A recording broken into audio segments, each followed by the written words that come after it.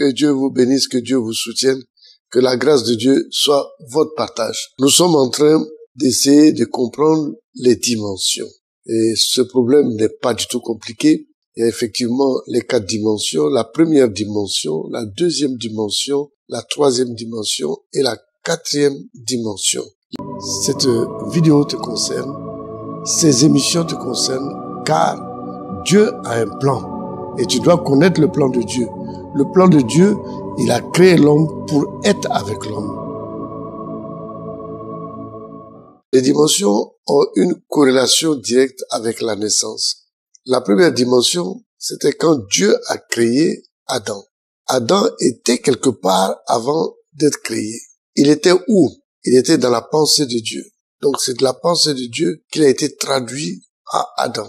Et il a été introduit dans une dimension en même temps qu'on appelle la première dimension. Dans la première dimension, nous avons dit, on constatait la présence de Dieu, la présence d'Adam, la présence de Ève, sa femme, et la présence du diable, c'est-à-dire de Lucifer était là, et même Satan était là, et c'est lui qui était un animal, qui a pu vraiment impacter tous les problèmes qui se trouvent au niveau de la première dimension, puisqu'il a parlé à Adam, et Adam, au lieu d'écouter la parole de Dieu qui régulait tout l'ensemble de la première dimension, qui était le soutien de la première dimension, il a transgressé cette parole et l'édifice allait vraiment trouver des difficultés, des problèmes, et Dieu l'a chassé de ce milieu. Donc il a quitté un milieu et il allait aller dans la dimension 2, qui est la dimension terre.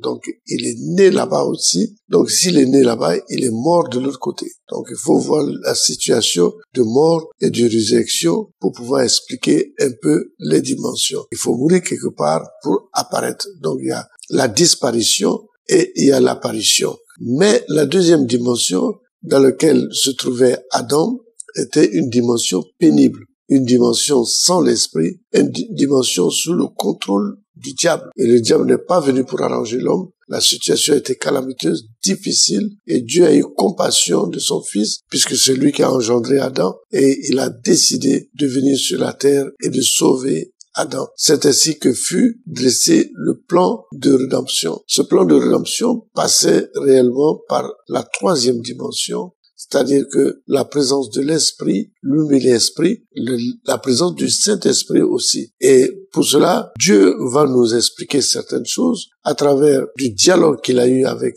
Nicodème. Nicodème qui était un chef des Juifs, qui connaissait le judaïsme et qui était vraiment opposé au Christ. La nuit, nuitamment, il est venu trouver Jésus et il voulait aussi connaître les miracles que Jésus faisait sur cette terre-là. Il voulait faire les mêmes choses. Et Jésus lui a dit que ça dépend d'un système. Le système est un système divin de mort et de résurrection. Alors, si nous prenons le Jean 3, verset 1, il est écrit, mais il y eut un homme d'entre les pharisiens nommé Nicodème, un chef des Juifs. Donc, il connaissait bien la Torah, il connaissait bien ce genre de choses. Il était un chef, mais il était opposé à la rénovation de religieuse qui était en train de se faire avec Christ, c'est-à-dire avec tous les principes christiques qui étaient là, qui vient lui auprès de Jésus de nuit et il dit, Rabbi, nous savons que tu es docteur venu de Dieu, car personne ne peut faire ces choses, ces miracles-là que tu as fait, si Dieu n'est pas avec lui. Alors Jésus va lui répondre, en vérité, je te le dis, si un homme ne naît de nouveau, il ne peut voir le royaume de Dieu. Ces choses, Nicodème, viennent du ciel, ça vient du royaume. Maintenant, pour tester ça, avoir ça, il faut encore naître dans le royaume. Et c'est ça qui était un problème. Et Nicodème va lui poser la question, et il va lui dire, il va faire une réponse qui est très pertinente. Nicodème lui dit, comment un homme peut-il naître quand il est vieux? Peut-il entrer dans le sein de sa mère? Donc, cette résurrection est un grand mystère, et Nicodème a vu que c'est des procédures. On peut pas aller au ciel comme ça. C'est pas possible. Jésus lui répondit, en vérité, je te le dis, si un homme ne naît d'eau et d'esprit, il ne peut entrer dans le royaume de Dieu. Pour rentrer dans le royaume de Dieu, pour bénéficier de ces choses et rentrer dans le royaume de Dieu, il faut naître de nouveau, il faut naître d'eau, il faut naître d'esprit. Alors, Jésus va lui dire, ne te trompe pas que je t'ai dit, il faut que vous naissiez de nouveau. Amen. Il faut que vous naissiez. Donc, aujourd'hui, quitter maintenant la dimension terre où nous sommes pour connaître l'éternité, nous devons passer par une nouvelle naissance. Et c'est ça que Nicodème n'avait pas compris. Amen. Alors Nicodème va lui dire, comment cela peut-il se faire? Jésus va lui répondre, tu es le docteur d'Israël. Vous préconisez que vous savez tout. Vous êtes dépositaire de la connaissance, de la Torah, mais tu es docteur et tu ne sais pas ces choses. Effectivement, beaucoup de personnes sur cette terre ignorent les principes bibliques. Amen. Les principes fondamentaux concernant vraiment les bases même bibliques. Parce que Dieu est venu pour nous sauver. Ses paroles ne sont pas vaines. Amen. Il est venu faire l'œuvre de la rédemption sur la croix. Et cette œuvre de la rédemption sur la croix nous permet de changer de dimension. Amen. Il faut comprendre ça. Jésus a dit, si tu t'es d'eau et d'esprit, mais ça veut dire quoi? Ça veut dire simplement que je suis venu sur la terre afin que vous puissiez retourner au ciel. Mais vous pouvez pas retourner au ciel si vous n'êtes pas né de nouveau. Vous avez fait la première dimension, la deuxième dimension. Maintenant, pour rentrer au ciel, c'est une autre dimension nouvelle. Maintenant, il faut naître de nouveau. Il faut passer par la mort. Ainsi, le Christ est venu et il est mort pour nous. Il est mort d'abord pour crucifier le péché. Parce que c'est le péché, amen, qui nous a amenés à ce genre de choses-là. Alléluia. Amen. C'est le péché qui a permis d'avoir des problèmes. Il est dit dans le livre de Romains 5 au verset 12, je lis la parole de Dieu. C'est pourquoi, comme par un seul homme, le péché est entré dans le monde, et par le péché, la mort, et qu'ainsi la mort s'est étendue sur tous les hommes, parce que tous ont péché. Donc, Adam a quitté la première dimension, et à cause du péché, est descendu dans la deuxième dimension. Donc, la dominante dans la deuxième dimension, c'est le péché. Donc, Adam était sous le coup du péché. Il était maintenant captif là, retenu là. Maintenant, Jésus voulait le libérer. Pour le libérer, il fallait que Jésus crucifie le péché. Et il va crucifier le péché sur la croix du calvaire. Donc, sa venue mène à plusieurs raisons. Et là, nous voyons que maintenant, pour quitter la dimension basse, pour aller dans une dimension élevée, il faut une résurrection. Donc, il faut mourir. C'est quand tu meurs, tu peux être ressuscité. Mais tu peux pas être ressuscité si tu n'es pas mort. Donc, Jésus a dit, bon, je peux pas supprimer tous les hommes sur la terre. J'ai besoin d'eux. Mon œuvre avance sur la terre. Mon œuvre sur la terre, c'est mettre en valeur la terre, c'est eux qui le font. Et moi, je viens habiter au milieu d'eux. Et si ils sont tous supprimés, ça va poser des problèmes. Mais ils sont maintenus captifs à cause du péché. Donc, Jésus a crucifié le péché sur la croix du calvaire. Et après, Jésus est mort, parce qu'il faut une mort. Donc, au lieu que les hommes meurent, lui qui est Dieu, il est passé par la mort afin de libérer. De telle façon que quiconque croit en Jésus soit sauvé. Donc, dès que tu crois en Jésus, ça suffit. C'est le registre que tu as rempli. C'est comme si tu es mort par la croix. Mais seulement, il faut que ça soit vraiment bien matérialisé. Ainsi, il y a l'institution du baptême. Quand on passe par le baptême, il y a le mouvement mort et résurrection. Et même quand on te plonge, tu meurs. Et puis quand on te sort de l'eau, c'est la résurrection. Et dans l'eau, maintenant, il y a séparation du péché et de l'esprit. Et du péché et de l'homme, nous avons la crucifixion du vieil homme. Il est dit dans le livre de Romains 6, au verset 6. Donc quand Jésus est venu, qu'il a fait l'œuvre de la croix, il y a eu beaucoup de choses qu'il a réglées. Il faut qu'on sache que l'œuvre de la croix est remplie de mystères et de grandes choses que vous devez comprendre. Notamment, on ne peut pas quitter une dimension pour aller dans une autre dimension sans mourir. Donc quand Jésus est venu, il a dit, vous n'avez pas besoin de mourir, je meurs à votre place. Mais vous pouvez faire partie de la dimension supérieure maintenant. Vous pouvez rentrer dans le royaume parce que j'ai accompli la mort à votre place. Maintenant, il faut savoir, est-ce que Jésus voulait réellement que les hommes disparaissent de la terre? Non. Est-ce que Jésus veut que l'homme habite au ciel et en même temps, il habite sur la terre? Je dirais oui. Mais cette problématique ne peut pas être résoudre en sachant que l'esprit est un. Certainement, on peut trouver la solution. On peut penser que lorsqu'on est sur le ciel, au ciel, et nous sommes sur la terre en même temps, cela traduit vraiment la dualité. Ça traduit que l'esprit est certainement deux. Et c'est ça qui amène une résolution à cette situation qui est vraiment problématique. Alors il faudrait que vous soyez vraiment disposés à comprendre certaines choses, à comprendre certaines dispositions qui sont déjà prises et qui sont la réalité et qui nous amène à résoudre des problèmes parce que la logique veut qu'un homme, quand tu meurs, tu vas au ciel. Et Dieu veut pas que tous les hommes meurent pour aller au ciel.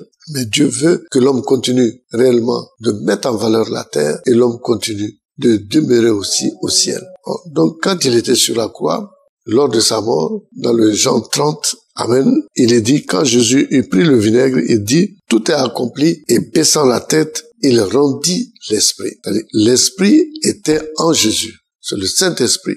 Et il devait maintenant venir habiter sur la terre. Mais la terre, il y avait le péché, la malédiction, car Dieu a maudit la terre. Amen, quand Adam a péché. Donc, pour cela, la première goutte de sang qui est tombée sur la terre a purifié la terre et a permis à l'esprit de demeurer sur la terre. Maintenant, si nous revenons à la création de l'homme, nous constatons que quand Dieu a créé l'homme, il y a eu un mouvement. Le mouvement de l'habitation. Il fallait que Adam soit quelque part, habite quelque part. C'est ainsi qu'il a mis le jardin en place. Là aussi, quand il a libéré l'esprit devait être quelque part. Et pour cela, amen, Dieu va prendre des dispositions et créer un environnement où l'esprit qui a été libéré, le Saint-Esprit, sera là-dedans et en même temps, il y aura la présence de l'homme. Et pour ça, dans le Matthieu 16, verset 18, il dit, « Et moi, je te dis que tu es Pierre, et que c'est sur cette pierre, je bâtirai mon église, et les portes du séjour des morts ne prévaudront point sur elle. » Ce qui veut dire que Dieu va donner la grande révélation. Il a dit, il faut que nous passions à une dimension encore supérieure. La dimension supérieure, c'est la troisième dimension. Et pour cela, il va établir l'église dans la 3D, dans la troisième dimension. Et il a dit, moi, je te dis, Pierre, tu es un homme, tu es physique, mais tu es physique en même temps. Tu es un homme, tu es esprit, en même temps tu es physique. Et moi, je vais bâtir mon église sur toi. C'est-à-dire, les fondements de mon église vont être composés de toi, des hommes, et puis du Saint-Esprit. Amen. Je bâtirai mon église, les portes du séjour des morts, c'est-à-dire la mort ne pourra pas prendre le dessus de l'église, le dessus des gens qui sont dans l'église, parce qu'il y aura la présence de l'éternité dans cet environnement, il y aura la présence du Saint-Esprit. Donc l'église est une puissance, est un endroit vraiment céleste, en même temps il est terrestre. Donc dans l'église, nous voyons la rencontre du céleste et la rencontre du physique en même temps. Et ça a été voulu par Dieu. Et chaque fois que nous nous déplaçons, nous rentrons dans l'église, nous rentrons un peu aussi dans le ciel. C'est ce qu'il faut vraiment comprendre là-dedans. Maintenant, l'esprit contenu dans l'église, c'est lui qui va enseigner l'homme. C'est lui qui va révéler à l'homme que Dieu est son Père. Jésus est son Père. C'est lui qui va révéler à l'homme, amen, qu'il y a l'éternité, qu'il y a l'alliance, qu'il y a le péché, qu'il y a la sanctification, qu'il y a la prière. Il y a toutes ces choses qui sont des procédures, amen,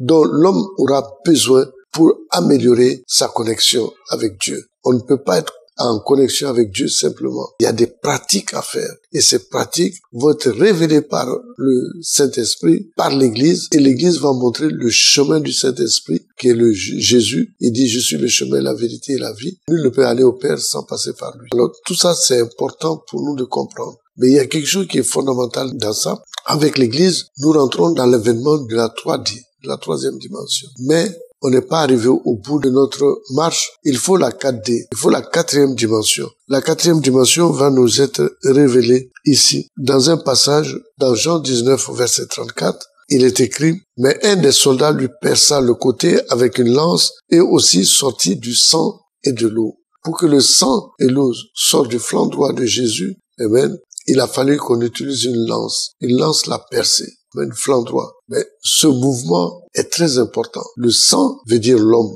et l'eau veut dire l'esprit. Donc, désormais, à travers le corps de Jésus, il y a une grande révélation qui est sortie. Il y aura une alliance entre l'homme et l'esprit maintenant. Et cette alliance entre l'homme et l'esprit traduit la quatrième dimension, une dimension supérieure.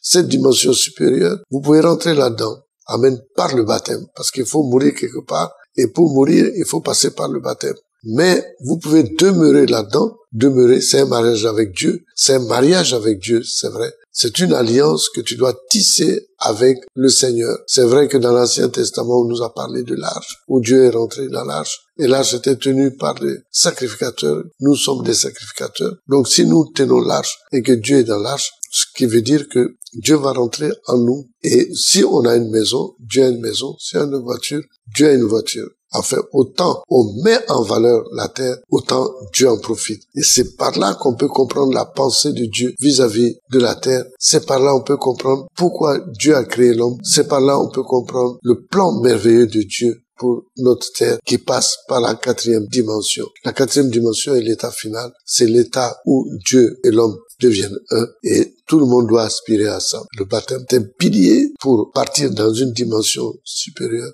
atteindre la 4D et vivre éternellement et vivre heureux. Que Dieu vous bénisse.